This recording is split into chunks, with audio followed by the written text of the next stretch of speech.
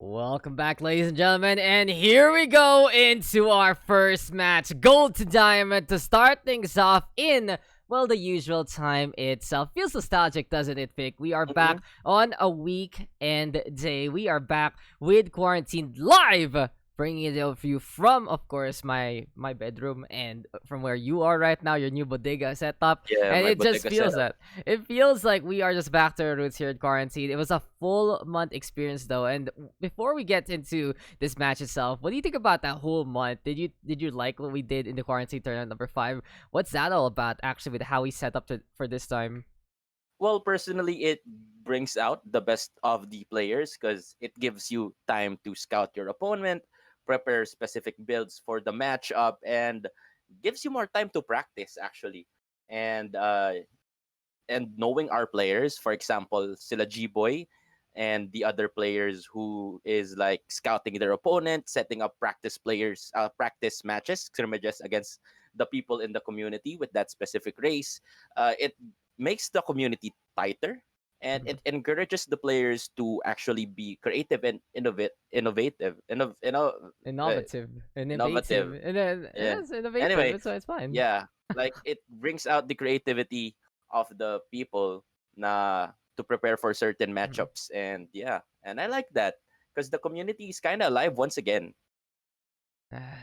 It just feels like people have come back, and since they Mm-hmm. have do that time, and it's a much more of a chill schedule, it feels like hey, we can make some time here. And if you guys don't know actually how our setup did work for this month, let me give you a quick little refresher of what went down. So now here in the Quarantine setup, it's a new way to actually do these games. We give you a time period for you guys to submit your round matches, and at the end of the round we will feature some of those games, especially when you are at the later rounds. We'll be featuring all of the games itself, and you guys do see on the Facebook group, on my YouTube there, I have uploaded every single game we have done so far. That's a lot more than we really expected, and it's a lot more that we usually do in our live weekend.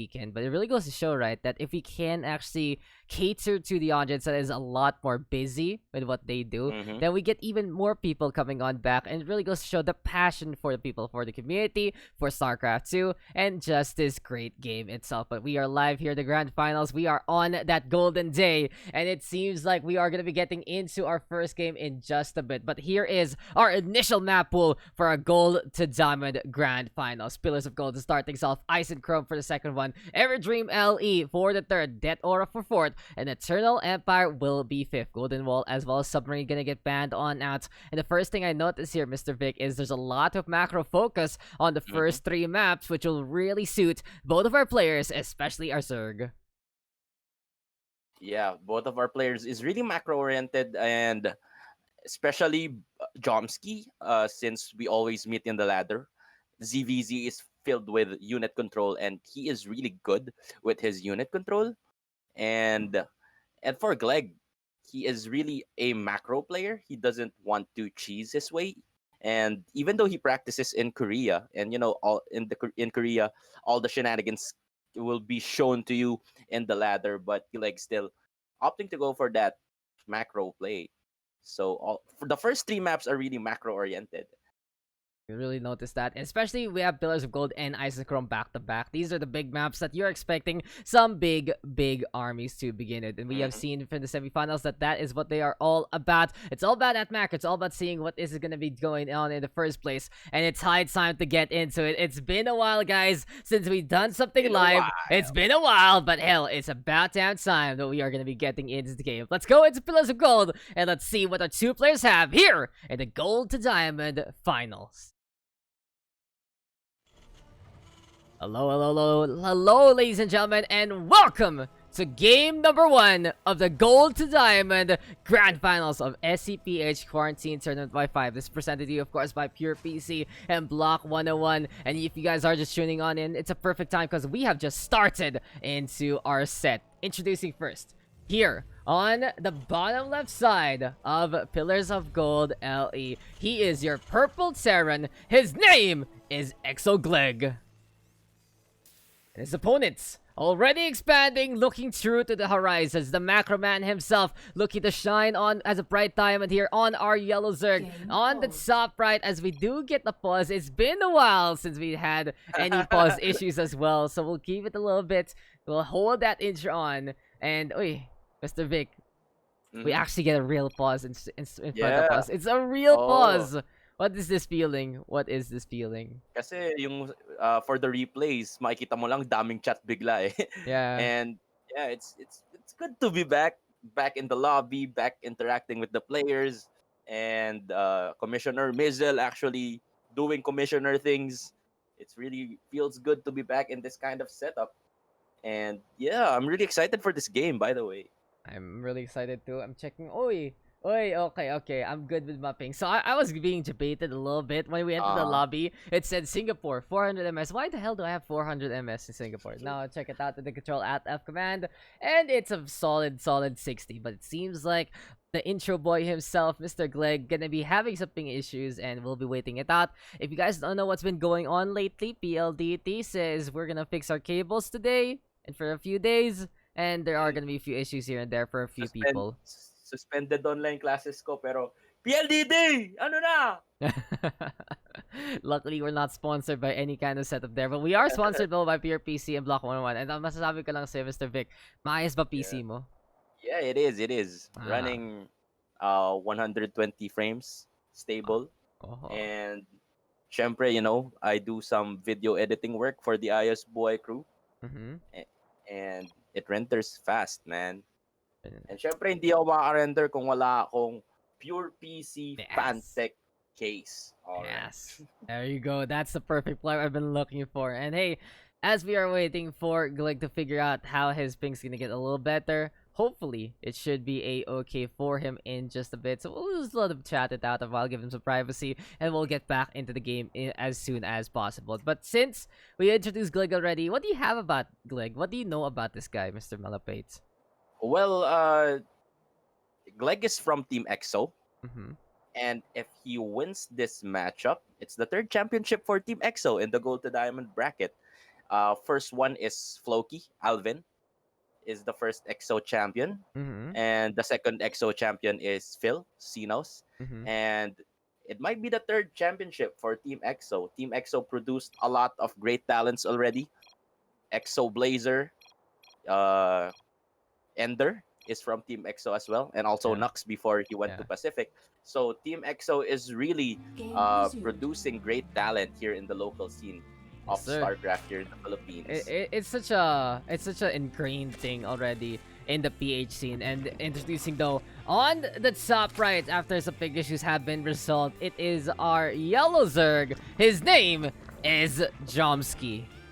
But yeah, back to that point though, Team EXO has always been a stalwart of the scene, even before our time, Mr. Vic. Feels like that the team is older than us in a way, all the way back in Brewer and all the like. It really been such a good support structure for so many of our players. But before we talked about Jomski real quick, let's look into the map. We already see the hatchery first immediately from our Zerg. We've been saying that he is very, very macro focused, and it is just going to be the same old thing yet again. In the meantime, we will see Gleg though set up also for the command center. He's gonna be trying to form up that wall. Add-on gonna be important for that one later on. He does have a good tendency also to drop down that reactor if need be for double pump out those Marines. But yes, we standardly start our game with standard stuff, and here we go in a TVZ looking to play the macro game.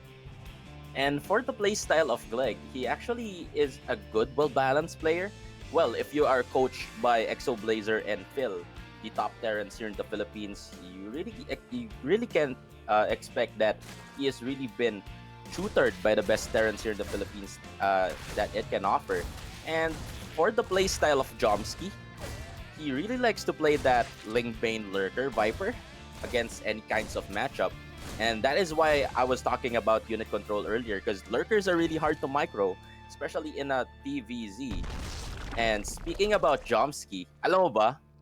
Kasi naglaladder ako madaling araw. Then I saw, nakalaban ko si Jomski. And yun, I defeated him. ZVZ, my standard bull crap. But I can curse, it's okay. Anyway. But anyway, sabi ko, I'm sure this guy is Filipino because mga Pilipino lang naman nagpapangalan ng Jomski sa sarili nila. so I asked him if he is already a part of the SCPH community, and he said no. So kinulit ko siya na, oy, sali ka, we have a group, we have a Discord, we have everything. And once the registration for the Quarantine Tournament 5 is out, I invited him to join. And he was a little bit skeptical na parang sabi niya, baka matalo lang ako agad eh, or hindi siya komportable sa playstyle na ginagawa niya. But here he is, man, at the finals. I'm really proud of this guy, and I'm really glad na dahil sa kakulitan ko, kinulit ko ba't na Jomski siya kaya Pilipino siya. So I invited him to the SCPH community, and here he is fighting for that title.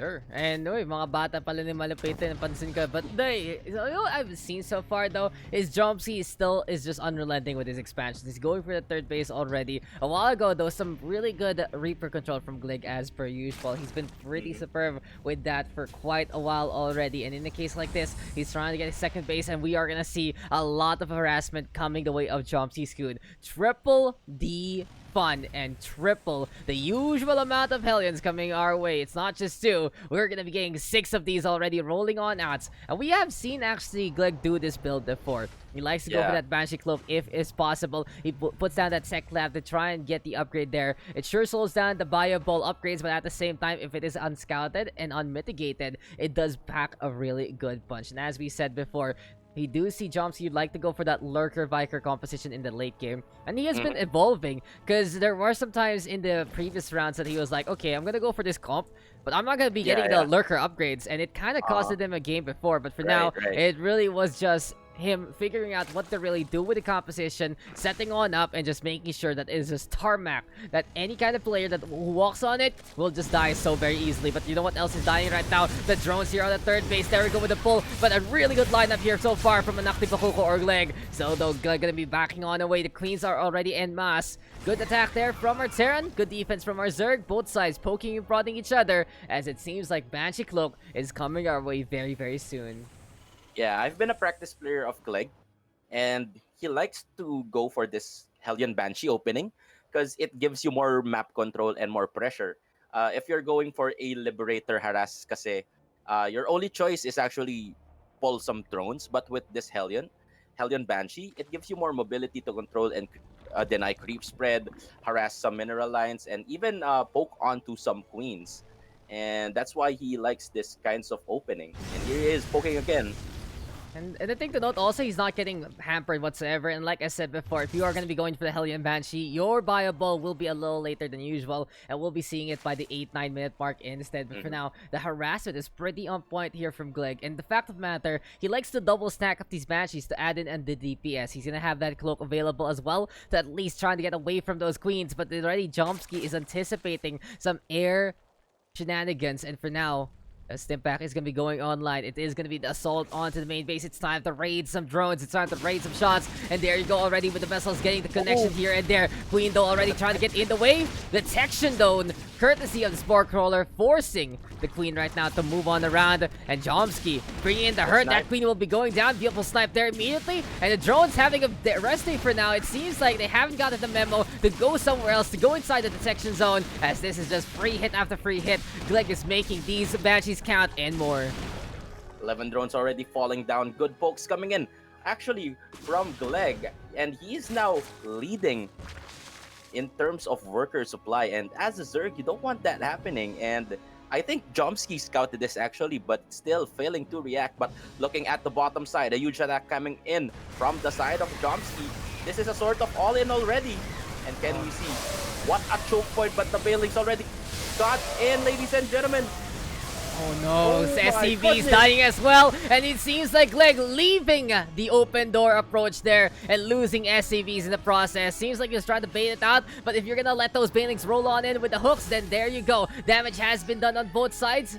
Naktabakuko still gonna have the advantage because of his SCP count because of those mules. And right now he's gonna go for the march, but I like what Jomski did there. It's gonna buy him a lot of time, and with the Yeah, flood yeah. of links coming the way of GtD again, then he has to be able to defend. But these Hellions have been really, really well primed and well set on up. For now though, we are gonna see the +1 upgrade onto the Marines, ready to go. Stim back already to try and bring in the hurt as well. And here we go with GtD looking to set up a supply depot wall to make a funnel for the time being. But here we go with the Zerglings again, trying to get in from the flank, and still the Marines are there to shut this down. We do see both sides poking and prodding as per usual, but in the end, it's more about that salt to make it to the big leagues on the macro side.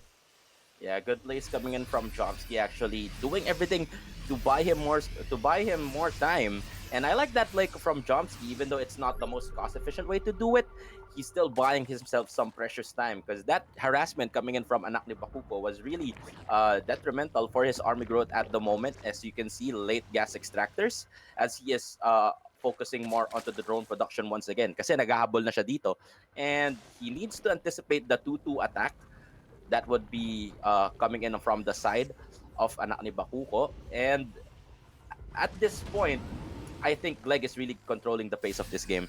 Yeah, I think GtD can really shut down any kind of bases Jomski has right now. And as you said, with the drone cycle into play and with the gas trying to be something built in the first place, this is going to be 1 or 2 hatcheries being caught out in the open with double the army count right now for our Terran marching onwards in the first place. Concussive Shell also going to be added up. A single Marauder going to at least be able to slow whatever he sees. And with the Medivacs into play, there we go with the Hellbats as well. And it's going to be a very, very tanky front line here from the side of GtD. He likes to go for these Hellbats to make sure that the Medivacs can go for the heals. It's something that he likes to go on because he has that many Hellions to begin with. And there you go with the setup already. But the Banelings are trying to make it, and they will slam down onto the Hellbats. They will shut down the stankier units, but still a good load there onto the Medivac, saving the Marines for a rainy day. And it seems like it's now time to be your tank here. Combat shield is good to go. +1 is there as well on the army count. There we go. The Banelings start to roll, but a huge hit from Jomski so far, trying to slow it down for the time being. Yeah, this would be crucial if Anak ni Bakuko manages to snipe this hatchery down. And at that point already, he can really control the pace of the game. But another attack coming in from Jomski, being baited onto that siege tank line, and all these Banelings would fall down. And another push coming in once again from the side of Anak ni Bakuko, hammering the way onto this hatchery, ladies and gentlemen. And I think at this point, Jomski needs to evacuate at this point already. GtD is just going to be bringing in the hurt with 99 army so far. Marauders are going to get caught though. And there we go again. The Banelings going to be slamming it on down. Step back already. And we are trying to see if GtD can actually get a split push on in the first place. Medivacs right now passing out those band-aids like candy. This is going to be the hatchery going on down. Carapace upgrade though will be going online soon. But for now, this is looking really good for GtD. He just has map control for days. He is just happy to see what he can shut down so far. But he's not going to be overextending it. He doesn't want to get caught out by the Banelings and suddenly be in a bad spot, so he will motivate himself to move on the random map instead, go for the circumnavigation, go all the way to the other side, and shut down even more outermost hatcheries for the time being. Yeah, good executions coming in from GtD. Absolutely perfect unit control. Good connections though from Jomski, but a massive supply differential coming in from both of our teams. And at this point, you've got to give it to GtD for absolutely controlling the map. Even though Jomski has great creep spread, he can't utilize it on how Jomski manages to attack on a certain angle. That question mark kind of threw me off, but It's okay. Probably someone messaged me or something. But there you go, the Banelings already. And we do see the drone pull as well. And we do get a pause as the drones decided to actually engage. So I really feel like this is kind of a wasted opportunity here for GtD, because I do think that's a little bit of a mistake there for Jomski bringing in those drones at that point in time when he didn't really need to. But in the meantime, we do see some SCVs fall because of a run by courtesy of those links. Seems like, yeah, we are going to be seeing like have these issues though, as the hatchery going to be built so far. But besides that, it really still feels like GtD has such a big advantage in this game here, Mr. Malupeyt. yeah, if he manages to survive this kind of attack coming in from Jomski, I don't think the lurker then would be enough to actually handle this army pressure coming in onto the side of eXoGLG. And I think at this point, in terms of army supply, actually nagmumukhang Zerg yung Terran dito sa dami, 98 to 46, and even the upgrades though. That's a good number here for Gleg so far. He is just going to be keeping it up, going for the creeping barrage, going for as many siege tanks as possible, and with the Marines into play as well on the east side, you already know that they did get a good shutdown onto the Banelings there. It just slams it down yet again, and now this will give time for Jomski to figure out what to really do. What upgrades can he go on? As we said before, he loves to go for the Hydra Lurker no matter what, so he'll be looking to play it ground, play it in a way that he can have those support units to try and play the burrow in the first place. But yeah, like right now, still trying to figure out if his internet issues will be a-okay. Jomski, in the meantime, good to go. And it seems like we are back into the action here. Whenever you guys are ready, Mr. Admin, it's just going to be high time to get into the game. 3, 2, 1. Let's get it started again. And that is going to be the Baneling's going to be falling on down. Hydra's be creeping on over again just to die. The drone saying, okay, let's go back to work. But still so difficult right now. And I think Jomski's going to be losing another hatchery here. Yeah, even though Gleg loses some 16 SCVs there, they're still equal in terms of worker count. And I think this third hatchery would be denied once again. And this, I think at this point, it's an all-in defense coming in. So we can see already Jomski making 27 Banelings. This is the last hoorah coming in from him. Can he manage to salvage this game number 1 though?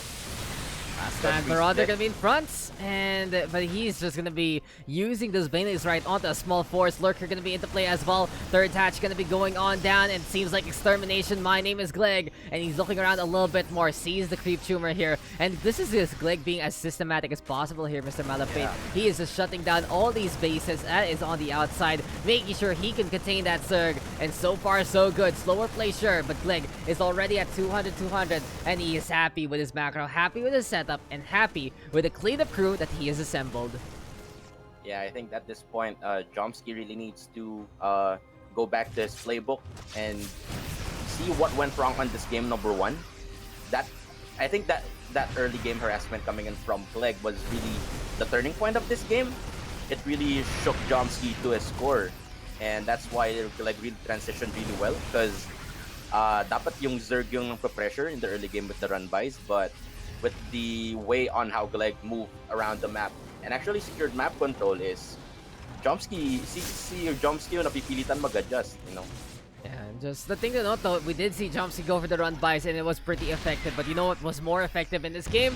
Banshee Cloak getting those kills, Hellions being such a big bane. And speaking of Banelings, they slam into the Hellbats there, really mitigating whatever kind of use they have. And here we go again. And I like this here from Gleg. He's keeping it simple. He adds Marauders to the mix because if you do see Jomski right now go for the A move, it just will slam down onto the Marauders instead. So this has to be better control here for our Zerg player. He has to show that he can actually bring in the micro here and now, as the Lurkers are going to get caught out. There we go with the scan into play. Then there you go. Get him. The Banelings actually slamming on down. The C-Sex trying to protect the Marines so far. And the army count still strong here. Good hits with the Banes, but it's not going to be enough. And this should be Gleg wrapping it up on the silver plate. He is happy to see that this natural is now not going to be as defended as it was. And he is marching on forward. No more Lurkers. GG is called. And Gleg will be taking game number 1 in this best of 5. Wow, really surprising on how Gleg actually prepared for this matchup. What a good read here from Gleg. That's what I'm really seeing right now.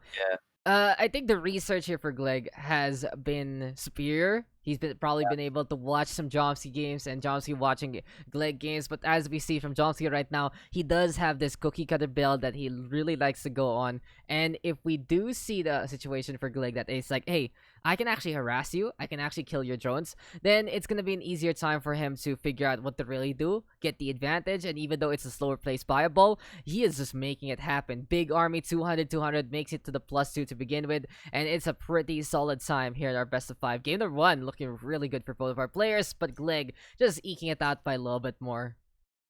Yeah, I think also Gleg has some really good practice partners. Kapractice niya si Malupeyt, si Mr. Lasty, and si Saipem. And I think that really worked onto his favor, experimenting his builds, experimenting his play style. And that's why you guys should be active on our Discord. You can get practice partners, especially for tournaments like this. Sinabi ko na rin kay Jomski na he needs to be really active sa Discord para makakuha siya ng mga practice partners. Because usually in the ladder is 50% you can be cheesed, all right? And if you have a dedicated practice partner, you can tell your partner na, hey, Vic, laro ka ng Lurker Lingbane style. and I'll do my thing to that. And I guess really Gleg really prepared for this matchup really hard. Yeah, he did. It just feels like for Gleg and Jomski, they made sure that they are going to be bringing in their A game because this is really all down to this. This is for all the marbles. This is for see who will be actually be crowned as our champion here in Quarantine Tournament number 5. But we are going to be getting into our second map in just a bit, guys. Seems like our players are ready to go. And from the Desert Sands, we go on over to the cold that is Ice and Chrome LE. And we saw a big army a while ago from Gleg. And looking at a map like this, I really anticipate the same old thing. But what do you think? Is it going to be the same kind of game here with a few tweaks, or will we see completely different build from either or both of our players? Well, I think we can see more aggressive play coming in from Gleg since this map is really good for medevac drops. Yung kanina kasi sa Pillars of Gold, wala siyang mga blind spot eh. Unlike this, it has blind spots like here on the side of the map na yung may shadow part ng base mo. And for Jomski, I think he really needs to do more scouting and he needs to anticipate that harassment coming in from the Terran.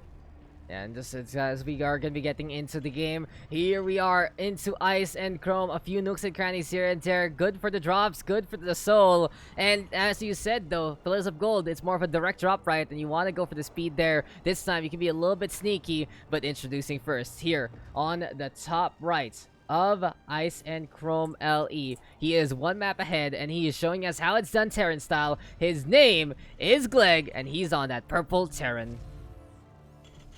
And his opponent this time, gonna be a reversal of the sides here, Mr. Malupeyt. On the bottom left, also down by one map. He has to show his own style, he has to show his own force, and he has to show what he can do here with his macro. He's on that yellow Zerg, and his name is Jomski. Here we go again. Terran versus Zerg. Hatchery first, gonna be into play. Barracks is there, and yep, same starts for both of our players. Yeah, I think at the game number one, Gleg really managed to shook Jomski at every way possible. The timings is perfect, the upgrades are perfect, and the defense was perfect too. Because if you would remember the all-in attack, kind of coming in onto the side of Jomski is what really bought him a lot of time. Pero if he managed to win that fight, I think that could swing right by into his favor already.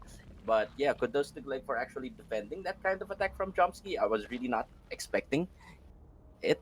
So good plays coming in from Gleg. Absolute textbook Terran here. I think the best thing Gleg did, especially in that last game, was build those Marauders to really tank up those Banelings. It's a simple way to make sure that if your opponent does go for the simplest way to actually go for the attack, they're going to be slamming those Marauders down with the Banes rather than the Marines, who are very, very soft and squishy. And as you said, though, there are a few mistakes, though, from both sides. We can really see that the Baneling hits there first to save Jomski. Sometimes it was absolutely huge. Sometimes it was just a little bit so-so. And when you are going to be defending against the Bible, if you are going to be relying on those Banes, then you got to make sure that they are going to be big to begin with. In the meantime, Gleg did actually leave that open door with Supply Depot, so I feel like it's one thing he has to keep an eye out to make sure that he actually lifts this app back up to high heavens if need be, because it can cost him in a situation that he doesn't get a better harassment, that he doesn't have the better economy. And as we're going to see the 2-base versus 3-base setup yet again, anything you notice right now, because it seems like here on this map, it's more even ground for our natural compared to the ramp that we saw on Pillars of Gold. And here for Gleg, I think it's going to be a little harder to defend if we see the same kind of attack that we saw a while ago in the first map. Yeah, but since Gleg is actually opting to go for 3 command centers before a starport, it means that he is opting to go for a more defensive play. Pero medyo nagkamali siya ng building placement dun. But yeah, Gleg, Koreans like to do this build, the 3 command centers defensive opening. What it is, you go Viking first, you go and deny all the overlords, and you set up a strong economy, and that sets up a more stronger timing attack.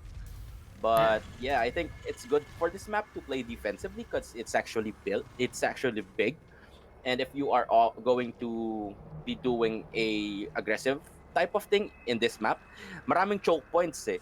Like a little bit of overextension, mapapalibutan ka na ng Zerg. So I think Gleg is really opting to go and play this defensively at this point. Oh, but he's going for a pretty early stim pack here, Mr. Malupeyt, and he does want to bring in the Marines to have their injections good to go. This is why, guys, you gotta get vaccinated. You want to be big and strong like the Marine in the first place. And there we go with more and more of the Hellions yet again. 4 of them good to go. He's looking for 6 right now, and we will see Gleg try to do it the same old way. But as you said before, later Starport gonna be into play, which does mean that he is gonna be going for that Viking. As we see, we are gonna see a 3rd orbital command ready to go immediately. And the thing to note though also about Ice and Chrome is you can really choose if you want to go for the more aggressive or an open 3rd base, or the more defensive and sideways side parts, side flank kind of setup instead. You do have that choke point, as you said. Rock's gonna be very, very effective, especially for things like the siege tanks, especially for things against the Baneling Ling composition. And this really just goes to show how much Gleg knows his opponent right now. Jomski is not the type of player who will go on the attack anytime soon. So he is just going to be happy to go for this eco, to go for the Spore Crawler as per usual, even though he's not going to get harassed at all. And this is just going to be a scan in order. But here we go with the Hellions right now. Queens are going to get caught napping, and these drones are also going to get barbecued yet again. Here we go with Gleg getting the cook, and this might be a pretty big attack, because this is just Gleg just going for the run by yet again. Gonna lose 1 Hellion, sure, but 13 drones for 1 Hellion. That is one car show I'm waiting and dying to watch out for. Yeah, this is what I pointed out in the early game. I mean, on the game 1, is that Jomski has a lot of overlords sitting here in his base. And what I would do is actually put more overlords on the outermost parts of my base, or kung saan wala pang creep, so that if an impending attack is coming, I would actually see it. And in that instance, all the queens are doing creep spreads here onto the right side of the map, and good reads actually coming in from Gleg and attacking this open third base. Yeah, it's just a good shutdown there. And the thing to note though, we only saw Jomski a while ago send in 2 overlords away, and then everything else was already saved. He was anticipating though that it could have been a Viking up in the air, especially after seeing what the setup was in the first place, especially seeing his overlord die there. So you can really see why you'd see a player actually play it in such a way that it's so passive with the overall placement. But I digress. A really good call there from Gleg to actually find that opening. And speaking of the openings right now, we will see Jomski looking for the same old thing with the Lings itself. For now though, this Hellion Brigade getting so much value there, and with the fact of the matter that we see our Terran actually run away with the eco right now, he is just going to be looking to go for the double pumped out on terms of the upgrades. Here we go with the Hellions also on the hunt. We see Jomski though going for another cycle of Lings as he has taken the worker lead here, and we are going to see the Hydras into play here for Jomski. So a very, very light based composition right now for our eXoGLG. He really wants to play it in a way that he's playing anti-ground with ground itself. And do you think it's a worthwhile effort to go into the Hydras in a matchup like this? Well, I think in this map, Lingbane Miura is a more favorable composition, since this is a really big map. So once you've scouted that your opponent's army is already moving, you can use those mutas to actually harass and poke onto the mineral line of your opponent. And since also it's a big map, Hydras doesn't have the mobility that you would be needing, especially if you're against high-paced Terran, like the playstyle of Gleg. So I think Lingbane Muta should be okay. He does have the setup for a 3 base, is always a good economy, and he does have the gas intake to begin with, even better than his opponent. So it's a really interesting call that we are seeing Jomski go for the Hydras itself and go straight into the Lurkers without those upgrades to begin with. And now this is going to be Gleg marching through the middle. You see that Willow Flex SCPH Quarantine Tournament represented on top of that battleground. But there we go, as the creep tumors are caught on that. There we have the Banelings, and that's huge! That is just a cleanup immediately, and this is gonna swing the pace of this game immediately back in favor of Jomski, as we do also see a run by there. 31 SCPs do go down, and oh my, GG is called. Jomski with a 1-2 punch to wrap up this game. Yeah, that is what I was saying in the game number 1. If that attack manages to connect, Jomski should have won that. But in game number 2, it works this time. And yeah, it's 1-1 now. Big map, and very effective enough to take the win. Jomski gonna be evening up the odds there, showing us how it's done with the run by, and that Baneling hits Just something to watch out for. It happened at the same time. You see how Jomski did it, right? We can only see it in the minimap. Unfortunately, we only have one POV. But as soon as he defends, he's also ready to go for the burst. And in the end, everything is dead on both fronts. One mistake, though, GtD has done again, though, is that supply depot. It's still down. It's still down. And you gotta make sure that your doors are closed, guys. If you don't want to get robbed, you want to make sure that, you gotta keep your security in check. And that just didn't happen at all. What a play there from Jomski. One fell swoop to get that win. And it seems like we are going to see this whole series turn around because, well, that macro-based game going still in favor of Jomski, even though he lost out a good number of drones. And our next map going to be on the macro side, sure, but it's on the smaller kind of slate. And I think it's going to be a lot better for our Zerg because Everdream LE is the place to be. And we were talking about the high just a while ago. And in a map like this, it's a lot smaller. They might be able to set on up onto high ground if need be. Yeah, and for that game number 2 is I think GtD moved out too early and kulang pa yung Widow Mines niya. You only have 2. And with that kind of attack, especially with your upgrades, you want that attack really work or really pack a punch or do some damage. And I think more Widow Mines would work on his favor. And especially if you are not opting to go for that defensive siege tank on your second base, Widow Mines are really good against run by Banelings. Just absolutely ridiculous, and it's gonna be pretty interesting to see because when you do have those mines available, they do have those natural chokes. The thing about Everdream though is what I notice about it is when you do have the siege tanks, they really have some good spots. If you can take that high ground similar to what we saw on Isonchrome a while ago, then they will have a really good vantage point against many different spots. But hey, it's time to get into game number 3, ladies and gentlemen. We are all tied up and this is a grand finals to watch out for. This is what it's all about. GtD versus Jomski. Only one can be champion, but let's get into the game and let's see who can take the advantage here. So welcome back, ladies and gentlemen. Game number 3 into Everdream LE. This TVZ looking absolutely explosive already. And introducing first though, on the bomb rights of Everdream LE. He's dreaming of a better game too. He's dreaming about the SCPs that he's lost. He's on that purple Terran. His name is eXoGLG. And his opponents here on the top right, showing us how it's done to make those Banelings count. A while ago, we were saying, oh, he's just slamming down on the Marines. That's an easy way to go about things. This time, he just slams it down hard and home, making sure that he exposes the supply depot opening there. And he is on that yellow Zerg. His name is Jomski. That's that, Mr. Malupeyt. 1-1 scoreline. We go at it again, though. Same old thing. Hatchery first. There we have the barracks immediately. Refinery, rather. Gonna be the place, so, ooh. Early gas here for Nakti Bakuko. He's gonna be going for that factory immediately as per usual. In the meantime, Jomski wants to go for the pool. Wants to go for the metabolic boost. And seems like upgrades are gonna be in order here for both sides as soon as possible. Yeah, well, we'll see on how they would play this game once again.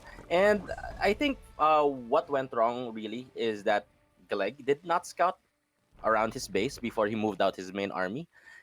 And if you're a Terran, that is really crucial, especially if you are doing Zergs. Zergs are really annoying because they keep on doing run-bys to make your army go back and defend, stuff like that. And I really hope that both of these players is really learning from each other and adapting to each other's play style. And I think we have a good series on hand already. I really can't wait. But you know what I've noticed so far is we haven't gotten one of GtD's tenants on that Terran. We haven't seen the drops as of yet. And he does like to go for some explosive drops. I've seen him before play it in Everdream LE. He just decides to go for the Afterburners. Direct drop from the bottom to the top. And it really felt like with his aggressive playstyle, he can do it in maps like Pillars of Gold. He can do it in Isonchrome even better. But it just didn't pan out because he's like, okay, I lost too much there. And with the 3-base opening, with the Banelings exposing my SCPs like that, it's just not gonna happen. So I really feel like here for GtD, he's gonna be going back for the 1-1-1 before going for that third. He's gonna go for the second here, sure, with the factory as well as the racks. But I really think he knows that he can get harassment a lot better at the early point of this game. The Banshees a while ago, very effective. Wouldn't be surprised to see a Liberator this time though. And we'll find out as we will get the setup for both sides. Metabolic boost being brought out here by Jomski. And what's the play? Yes, there you go. Starport this time. And we will see the Hellions yet again being built up. Another car show waiting to happen from GtD. Yeah, I think on game number 2 with that defensive opening. It gives the Zerg more time to actually build up an army, even though he lost a lot of drones. And I really prefer if Terrans play it this way, because you can really mess up your opponent's build order or mess up their micro and macro depending on how you harass them. And it worked on game number 1, so we'll see on how would GtD play it this time. Hey, you know what GtD's doing again? Reaper control. Pretty effective, does get a kill. And something I have noticed really into the meta, there was a point that 3 base before Starport was a thing, but then it came back to the 1-1-1 because not only does it enable you any kind of unit setup that, okay, put a tech lab on the starport, put a tech lab on the factory, you can get whatever unit you want before you go for your viable, right? And this time, we will see it. It is going to be the Raven here, interesting enough. Now, the Raven is a twofold thing, detection, just in case against the lurkers. Another thing though, auto turret, gonna be a good way to harass those lines if ever. And you can't really go wrong with the Raven gas intensive there. And we will see GtD right now getting that step back. So I think this might be the earliest time we're gonna see GtD actually go for the Bio March. If everything does pan out well for him. Oh, cloak time. This is interesting here, Mr. Malupeyt. Yeah. He's going for the Raven, and then he's gonna be going for the Banshee. Do you think it's a misclick right now on the Raven? And oh, it's a bait. It's a bait, man. So yeah, I'm gonna go back to my same point. This man is looking to go for the earlier viable. This is gonna be a pretty marine-based composition. Interesting enough though, he is gonna be building a reactor there on the factory. So it might be extra Widow Mines into play here as the initial Hellions plus the Reaper gonna be going on the march. Because I was about to say there, Mr. Malupeyt, because he does want to go for the early aggression this time. He knows his window. And he went for that stim pack already. So rather than his late 9-minute push with the better upgrades, I think he's gonna go for the 7-minute push here with the Marines and stim pack. And for now, Hellions start to just say, okay, stop building there. This is until where you can go. 3 bases here for our Zerg, 2 bases for our Terran. But I can't wait to see what GtD has in store for us. Yeah, but already Jomski playing this matchup really safely too. He opted to go for roaches actually.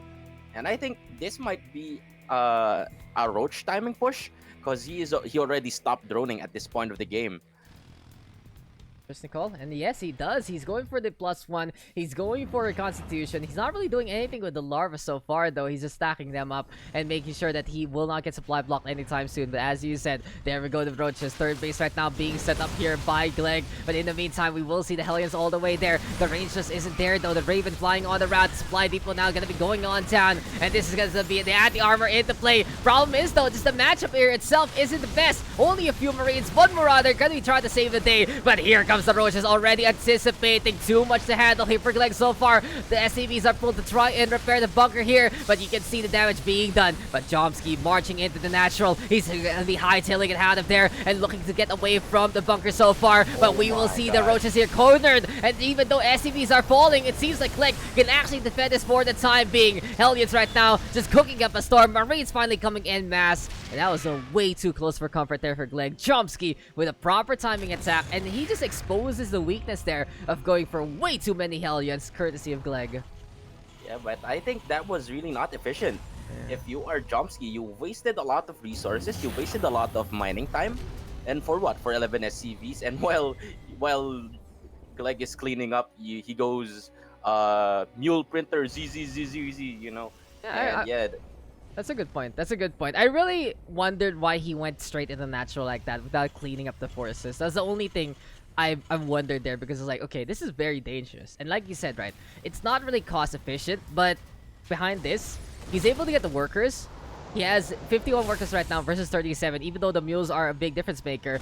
I just want to see Jomski actually build a lot more behind this. I want to see him actually go for some of those roaches, and have something to actually deal with the Marines from AoV of some sort, or maybe go into the Muta instead. But for now, even though we see Jomski taking that lead, he does leave himself exposed if this is what all he's gonna do. Because from what I've noticed so far, he doesn't have too many Banelings. He is going for the Zerglings though, to make sure that he can morph them very, very soon. But there is just no time like the present, because GtD is already marching and knocking on his door, and this can be a good turnaround if ever, as these Zerglings are just getting wasted so far by Jomski. And here we go on to third base. Supply block is in order. The Marines are marching on forward, and it does feel like that this can be GtD looking to punish the slow start here, courtesy of Jomski. And We have Lynx without speed, but oh my goodness, I really thought that Gleg is not looking during that instance, but good control here once again coming in from Anakli Bakuko, punishing Jomski with that really aggressive opening. And I think at this point, he would just keep on pressuring Jomski here. That run by is not successful. And here comes the siege tank, setting up a zone to zone out everything that Jomski is planning to defend with this one. And just like that, Gleg pushing on and knocking already at the base of Jomski. There you go. The timing is there. The upgrades are available. And we will see Anakli Bakuko just say, hello, good sir. Would you like to die? And he's going to be able to get away from the Banelings. That's going to be efficient there against Gleg. And it really feels like it's a matter of efficiency here, Mr. Malupeyt. As you said before, the roach time was solid, but it should have been a contain rather than a push onto that mineral line. And there we go with the Banelings again, fending it off. Drones have been pulled. The SCVs are not going to be there, though. It's all about the workers of Jomski itself. And look at that SCP count right now to the drone count. It is pretty even, but the army count itself, it's almost 5 times. It's actually even more so by now because this is just Gleg manhandling his opponent. There we go with the Broodlings coming on out. Hooks will be coming online, but it's just a little too late. And GG is called. Gleg will take that win. And I really think that was just one fatal mistake there from Jomski. It was really a disaster because what I was thinking is that I've seen Jomski do this is that he would push with roaches and poke you a little bit, and he would go back and change and bank on Ravagers, and he did not do that this game. So it's just, I think the really big contention point there has to be the overdrone there. Like, you take the lead with your push with the roaches, and you sacrifice your roaches to get that worker lead. So that's fine. That's dandy. You can go for the 4th base, sure. But you need to be able to defend because you lose a big force on those roaches. That was the biggest thing. That was my head scratcher for me. Like, okay, this is a good idea. And this could be an even better contain. This will force Gleg to stay on 2 base for quite a while, especially if we get more roaches, if we get the Banelings, if we get the Lynx. But then he decides to go in and not give a crap about the bunker. You know, he just walks on in, waltzes on forward, and as we said, Gleg was gearing up for an earlier attack there, and he was just ready for it in a way. Now, sure, the Hellions can't really do much there in the first place, as we are going to be getting into our 4th map very soon.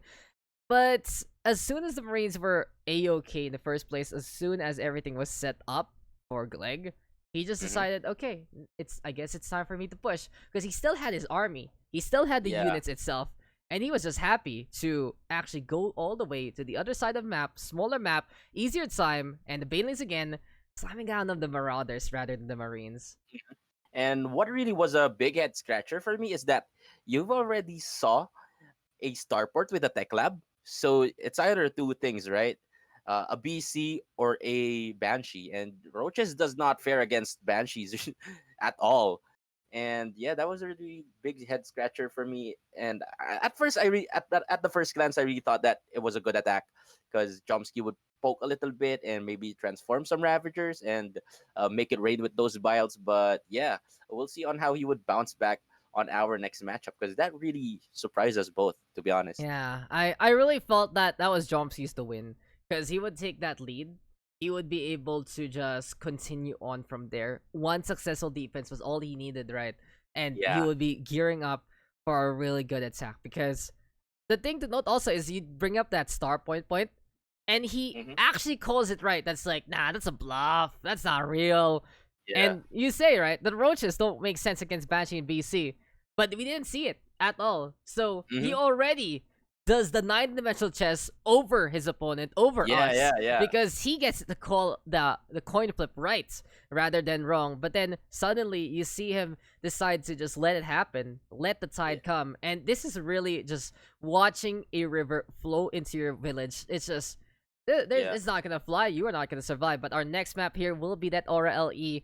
Do you think there's going to be some early aggression here this time? Because this is more of a map that does suit that kind of play. Drop's also going to be interesting. And this is one of the maps that I know Zergs hate playing against Terran. Yeah, but before we go into that, I think it's right to introduce our players first.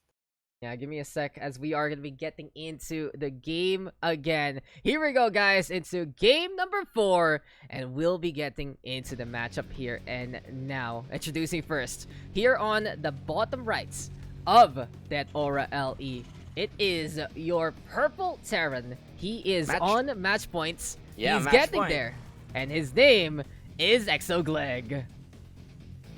And here on the top left, looking for redemption after a defeat there on the third map. Calls it right on the head flip, but unfortunately doesn't call it right on the defense. But we'll see what this yellow Zerg is up to. He's the macro man himself. His name is Jomski. And as we said, that Aura LE, look at these places, look at these spots, and look at this gap. You don't want to be playing against Medivacs there. Yeah, but I think the roach attack or the roach timing is more suitable for this map because you have those zoomy things here in the middle. But we'll see if we'll see if Jomski would try and opt to do that once again. But yeah, good point onto the recap onto the game number 3. Jomski actually winning the mind games, winning the mental part of the game, but too ballsy, man. Too ballsy. And we see that, you know, it's a sickness for some Zergs. Like, there's some sickness that you're too aggro, and then on the other side, you're too, like, I'm gonna smash that drone button. I'm gonna smash it hard. I'm just gonna get more drones because I can do it. I always mention this, so like, okay, Terran, you bail yourself out with mules. For Protoss, you just suffer if you lose workers. But then for Zerg, it's like, hey, I got a lot of larva. I can build drones. And hey, I can do it again. And then I can do it again, and then you realize that there's like 100 Marines knocking on your door, and then you just die. So here we are, game number 4, and oh, that's an interesting call. Double pumped Reapers. Gonna be good to go here, Mr. Malupeyt, and I like this. This is a perfect map to do it. Speed zoomies as well as the ramps. Gonna be pretty spicy. I think GlG is just flexing on his opponent already at this point, because you see a lot of these builds on the TVT side. But with absolutely Reaper control, they are really unstoppable. Even though you have link speed, it's still really unstoppable once they hit that critical mass. And especially on how GlG controls his units. And there you go, GlG right now. He's been crazy on the Reaper control, not gonna lie. He's been very, very efficient on the Reaper since game 1, and he hasn't really missed a beat. But right now, he is gonna miss the beat at the last moment. He does. You know, it's just like, yo, I'm gonna make you look good, but never mind, you look like a fool instead. He does slow down that third hatchery, and immediately Jomski's like, I'm gonna build this eXoChapter. Oh, I got the surround onto this Reaper. Never mind, I'm good to go. And I think this might actually blow up in the face of GlG losing that initial Reaper, and he has to say, okay, time to change it up. Later factory than usual. He is gonna go for that command center though, so I'll later second base. And this is where Jomski can actually, mitigate whatever mistakes he's had. If he has a small lead, we've seen him get bigger armies before with smaller leads. So for now, I like Jomski's spot. He can actually work to make this a little easier, and he does build a Spine Crawler just in case. Can't really go wrong with that one, and that's gonna be that. Reaper push. Saying good night immediately, and instead, it's Tech Lab time for one of our racks. Yeah, I think that was a good transition coming in from both of the teams. Jomski opting to play more defensively, but still managing to do his build order, and he's not overacting in any kind of way. And that is why I like Jomski. Is sometimes that he really plays things really well and read things really well, but at times that he did. Kung hindi niya nababasa, he really blows back into him. But this time, it is really working on his favor. And this is gonna be the pretty good flood here from the links. 14 RV to 7. Can be Jomski actually getting it to natural here, but too many Marines saying nope, not gonna be happening. Very, very close though to actually infiltrating and getting on through. He could have actually went for the main base, honestly, because we see the sickness of GlG yet again. That supply depot never goes up, Mr. Malupeyt. And I really feel like that has cost him a few SCVs here and there. But hey, it's all about the observed vision, right? It's like we see what's going on. Jomski does it. It would be too much of a gamble, especially learning his mistake from the last one. But you know, what could have been? What could have been a beautiful, beautiful run into the main base and just basically a slap on the face of GlG, like, please lift up your supply depots. Yeah. Yan yung pabubulubuksan yan, ha? Ano ba yan? What's that saying? Sarado mo yung pinto, lalabas yung ref. Lalabas yung lamig. Ayun. Lalabas yung aircon. Oh, lalabas yung aircon. So think about it, guys. Air conditioning having its legs, and this is just gonna be the legs of GtD being set up because he's going for the third phase very confidently. On the other side, though, we are gonna be getting the lair tech immediately here. And Jomski, he is very, what do you say? He is very. I'm trying to put a ring on that term. He just does things because it's part of the process. He does things because it's all about making sure that, okay, he's ready for a few things here and there. And I don't think he's just doing it because of scouting. He's just doing it because it matters. And he does go for the spore crawlers. He does go for the lair right now. And it really feels like, Sprite, that it feels like that this is just gonna be another game that both of our players are doing the things they don't really need to. Cut you there, Daks, but GtD already with stim pack. Yep. And oh my goodness, Jomski did not beat this right. His fourth base is up and running, and he didn't even cancel that. And with the Steam Marines, no army count here onto the side of Jomski to deal in any kinds of way from this pressure from GtD. And at this point, I would just think that he would just march and kill everything on its way already. Oh my god, the stutter step is real. And you know, your point is perfect because it really transitions to what I'm trying to say. We have Jomski wasting his resources on unnecessary things. And there you go, GtD finally going for the Doom drop. We've been talking about it for quite a while that we haven't seen GtD go for the drops. And he is just doing it right now. Baneling's still gonna be in the plate. And it slaps into the plates! He went for the plates! Why would you go for the plates? And eventually he wraps it up, but this is just supply block. This is 18 army, and GtD wants to end it with the airwaves. Medevacs are into play, and it seems like GtD is giving us an air show here, Mr. Malupeyt. Yeah, this is the drops that we have been looking for since game 1. And actually good target firing from GtD, and good target firing from Jomski, but I mean good target firing on the plates, but still gets that splash damage. Manages to kill. Yeah, manages to kill one set of Marines that can fit into the medevac, but the Queens would be sniped down once again. Aggressive stim intro. There you go. So, Queen gonna get picked off there. And I like what GtD is doing. He's actually using the medevacs twofold. Not only does he bully the Queen so far, as well as the rest of the army that Jomski has, he's also been using these medevacs and Marines to actually hunt for some overlords. And especially since we see Jomski right now trying to go for more scouting, trying to get at least some intel onto the straights, onto the sides. And it's just so easy for those Marines to shoot them down. So everything is looking under the sun and really good here for GtD. But Jomski responding in kind with an army count. He's finally gonna have that Baneling set up. He's gonna have enough of these links to try and mitigate things, but you already know that he is hurting because that worker count, that lead, does go in favor of Anakti Bakuko. 3 phases versus 3. 4th phase going online here for Jomski so far, but this might be another snipe happening as we see another supply block, and this is looking to be a very strong timing attack now, courtesy of GtD in just a bit. Yeah, 4 siege, 3 siege tanks and Deathaura. It has a lot of natural siege tanks hiding places, and all that Jomski can do right now is actually do another run by to make this army go home, and he spots it immediately though. There you go, at least it's gonna be Jomski sending everything onto the south side, but here we go with the Nakti Bakuko looking to go for that coup de grace. He is gonna be ready to set up that concave. He has that aggressive stim yet again. He is hungry for a championship. He wants to be another EXO member on the board, and with these Banelings right now trying to morph on in, there we go with slam on down. Zerling's gonna be out in front again. Finally the Banelings getting some good hits. Siege stacks a little too far off to get that DPS, and it seems like Jomski gonna be surviving for the time being as these siege tanks have to get the hell away, and it seems like it's gonna be our Zerg surviving to fight for another one. Yeah, good connections coming in from Jomski. Even though without Bane speed, those siege tanks are way at the back and can't target fire that Banelings that are closing in on the Marines. Good hold coming in from Jomski, hanging on to his tournament lives at this game and showing us that resiliency in no matter what, you know, and that's the heart of the Zerg player.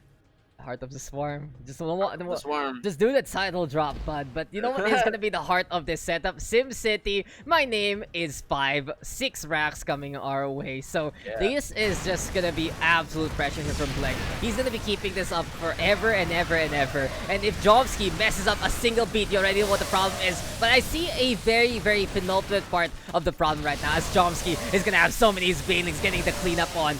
It seems like GtD has forgotten to get the big boys. No Marauders to tank up these shots. Yeah, right. I think that is currently what is lacking on the army composition of GtD, is that no units to actually tank the banelings, and we know that siege tanks are really good when they can get the hits, right? Yep. But once they've closed out on you, man, I think Jomski can manage to defend this once again. Here we go again, because Jomski is really just throwing everything at Phalanx right now. He is ready for a big swarm. There we go, sure, the Siege Tank gets a hits, but it is going to be acid spitting yet again. Slamming down the Siege Tank. I don't really like that too much, but hey, it is what it is. And there we go with the base right now, crawling on around. We see some split still from GtD, and he needs to do this more if he wants to survive. If he wants these Marines to be the band of brothers that he can rely on, he has to make sure that these guys are just not sticking on each other. But this is just a Nakti Bakuha again onto that third base. So here we go with the Bailing still going for the slam on down, and that's gonna be Surround forcing the load on up. It's time to lift them away. FedEx Express still not gonna be there, and here we go with another wave. But for now, I'm a little worried for GtD because it seems like his army count is a lot of medevacs and not too many Marines, but still, he has the advantage in this push. Yeah, I think this is a playstyle that eXoGLG likes to do on Zergs, is that the non-stop attack. Kahit malilit na strike force lang, you want to pressure the Zerg, you want them to crumble in their macro, and you want this non-stop pressure to actually dominate and force your Zerg to actually not drone up, but to make and more units. And speaking of messing up someone's macro, nakalimutan ni start ni Jomski yung Bane speed niya. And that's why hanggang ngayon, they are really not getting that good connections that we are looking for, even though the army supply of GtD or the strike force of GtD is not really big. And yeah. Ability is key. We all know that, and the Zerg Swarm should know that as much as possible. I remember we were talking about it. How many upgrades does Zerg have for speed itself?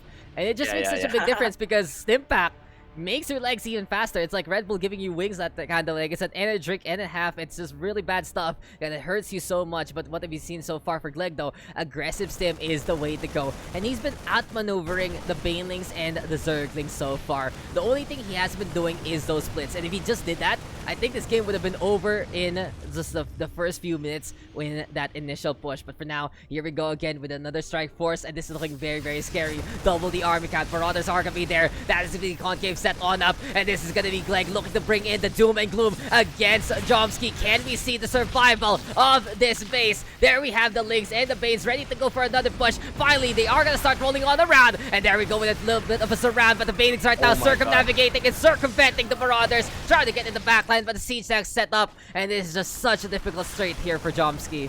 Yeah, this is why this is a Terran favored map, you know? The siege tanks are just chilling down below, doing 3 hits.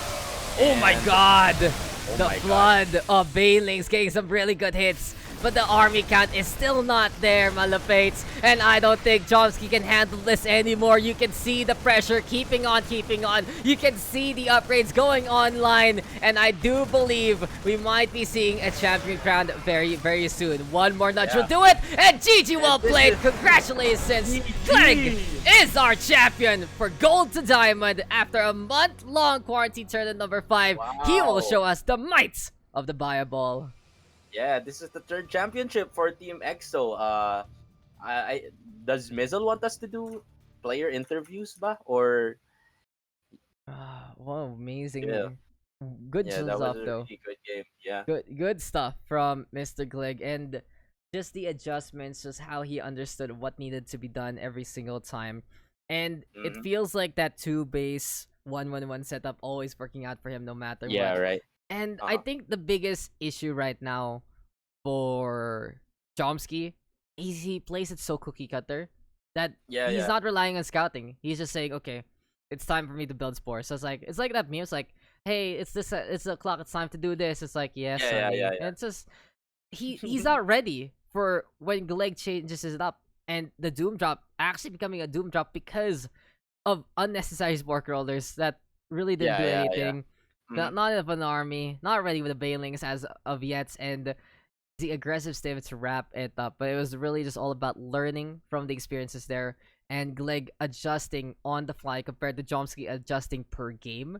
And I really feel like that was just a lot more progress there from GtD to actually figure out how to do things. Yeah, and the way that GtD really prepared for this matchup is really textbook, right? Parang kumbaga, yung mga pagkakamali ni GtD, it's all about the mechanics, not the game knowledge itself, or not the matchup itself, right? It's all about the mechanics. Yun lang yung mga pagkakamali niya, some physical lapses. But yeah, overall, he really prepared for this matchup really well and prepared for his opponent really well. And for Jomski, he did his best. He has those signature plays that he can count on, but with Gleg just really controlling everything, controlling the pace, that really shook Jomski. And we have our champion. Yes, we do. And it seems like we got Jomski in here. We can actually... Paano ba to? Let's just unmute that. Should be good to go. And hello, Jomski. Welcome, welcome, welcome. Congratulations though on the runner-up placing. A really good effort right there for Mr. Yeah. Jomski. And it was good to see a Zerg make it to the grand finals. How you feeling after that one though? Good, pagod. Pagod daw, pre. It's tiring. StarCraft is a very tiring game. So, Yeah. 3-1 loss, really good stuff still. And what do you think was the plan for you? What was the way to go? What was something you were trying to do as much as possible in this series? What was your build, to say the least? Yung trying to go for the counter. So parang hindi mas ahead lagi siya sa sa Mm-hmm. So parang hindi siya nag-work din fourth game ay tried na mag-macro lang, focus sa macro. Nasobrahan naman. Wala kang pang defend. Yeah. Yeah. And we can see that there. But it was a really good attack there on that second game. You remember that one, Mr. Malupeyt? Perfectly timed by Jomski. Not only does he destroy the army in the front line, he also destroys the economics at the same time. He gets rid of the worker line, and this is an insta GG. And how do you do that? How do you time it so well there, Jomski? Because it was like we couldn't even watch everything happen because it was so well timed at how efficient and how coordinated it was done. Nakakalaban ko si Jomski sa ladder, di ba? And I think one of his specialties, lalo na sa ZVZ, is yung mga run-bys. Especially if nag-full roach army ka na, biglang may run-by sa'yo na marami. I think that is one of the specialties of Jomski. Pero ikaw, Jomski, paano mo nababasa yung mga ganong klaseng play na yung mga run-by mo? Because to be honest, it's really effective. It's what kept you alive this series, eh. For CVT, parang normal siya. As soon as may nakita kang units na nag-move out, it's either mag-run by ka para mag-back siya. Tapos may time ka pa mag-macro. Pero pag yun nga, nagtuloy-tuloy siya, then most likely may iwan niya yung base. Yeah. So what do you think you did best in that series? And what do you think you did worse in that series? Like, what can you take away from what we've seen so far? Very good game. Naparod ko lang yun sa YouTube, tinry ko. Hindi ko na siya hubra. Oo. I like the moxie. I like the pushes. I like the things that he has done. But I really feel like for Jomski right now, it's all about deciding what to really do based on the game itself. Because it feels like Jomski is he's like a scholar, di ba, Malupeyt? Parang ang talino niyang ginagawa niya. Alam niyo yung kailangan niya gawin. But then sometimes you don't really need to do those things.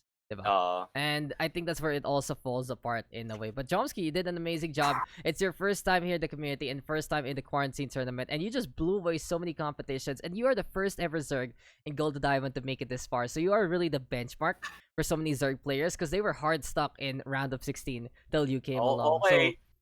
So big congratulations. Even though Malupeyt made his own history, he got lost in RO8. We got Asian X actually making it to RO4, but Jomski making it to our top 2. So big congratulations to you. And how does it feel though to be part of the community now? Because Malupeyt told us the story of you being discovered in the ladder, and hopefully you're having a good time here with us. Okay naman. Okay naman. Pa yung community, and nakapagod na. And congratulations there to Jomski, able to get that 800 pesos runner-up prize. I don't think we have GtD though available, but thank you, Jomski. And anything else you want to say on stream before we wrap up the Gold to Diamond part of our broadcast? Sa mga third practice lang, nood lang kay Sarah and Raynor. Yeah. Tayo. Okay. Labas na tayo mga Pinoy Serals there in the chat. But there you go. Thank you, Jomski. Thank you for your time and amazing stuff to see. We thank you for also going with our process, going with the month-long thing. And there you go. Last question though. What do you think about the month-long thing? You like it better or you like a weekend full of live action series? Hindi ko pa na-experience yung sa I think mas mahirap nga yung one day kasi ito pa lang ng best of 5 nakakapagod na. So I'm not sure. Yeah. Okay. And we're always looking for feedback. And thank you, as we said, for just going with it and enjoying our quarantine tournament 5. Our second place, Jomski, right there, getting his interview. And thank you for your time and amazing series between GtD and Jomski. So it seems like though I don't think we got GtD available. I think sasali siya. Okay. I'm waiting for him though. And from what we've seen though, so this will give us some time actually to recap the results. So GtD with the 3-1 victory. We aren't gonna see Eternal Empire anytime soon here for Gold Diamond because we're done. Best of 5, we only need 3. And first, third, and fourth maps going in favor of GtD there. In the meantime, Jomski though with that very simultaneous attack that allowed him to win on Ice and Chrome. And it was a pretty good show to say the least. But for you, Malupeyt, what was really the thing that allowed GtD to take the win over Jomski? Well, absolute map control and the preparation. So habang nandito pa si Jomski, pro-promote ko na rin. Jomski, si GtD kasi humanap siya ng mga practice partner sa Discord natin. And that's why napagandaan yung matchup. And I think ma-apply mo rin sa'yo yun na pwede ka sumali anytime or maghanap ka ng practice partner anytime. We have the best players to offer. And he prepared for this matchup really well. He really have good practice partners. Sila Saipem, sila Mr. Lasty ako. And with practice partners nga kasi, mababalik natin ulit yung topic na, hey, my opponent plays like this. Pwede ba kayo rin maglaro kayo ng ganun? So, yun. Ganun siya nakapaganda. So, yeah. And there you go. And just a little bit of a plug there for our Discord if you guys do want to check it out. And of course, if you guys do want to join in, what do you mean? It's if you do want to join into the community itself, it's a great way to play. It's a great way to play. It's a great place to be. And you know who else is here right now, Mr. Malupeyt? It is our champion, eXoGLG. What's up, GlG? How you doing after that win? Yeah, doing good. Okay naman. Inumala! Ayun na. Oh, sige nga, Malupeyt.